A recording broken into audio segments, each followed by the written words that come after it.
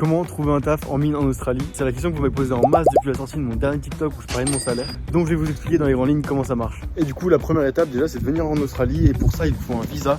Et pour toute la partie administrative, je vous conseille d'aller voir le site guide Australie Backpacker. Le site est super bien fait, tout est détaillé et c'est gratuit. Ça peut paraître bête, mais à part certaines exceptions, c'est quasiment impossible de trouver un job en mine en Australie depuis la France. Dans l'immense majorité des cas, il faut être sur place pour postuler. La deuxième étape, c'est les tickets, c'est les certifications à passer pour pouvoir bosser en mine. Certaines sont obligatoires, je vous les mets juste en dessous.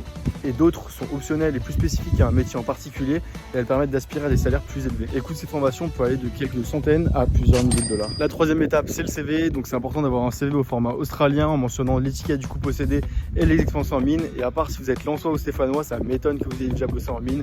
Donc du coup, dans ce cas-là, je vous invite à sortir votre plus beau pipeau et à inventer votre meilleure expérience. Et la quatrième et dernière étape, postuler. Donc voilà, c'est important d'envoyer beaucoup de candidatures spontanées. Il y a toujours un espace sur le site des agences d'intérim et des compagnies de mine pour déposer son CV.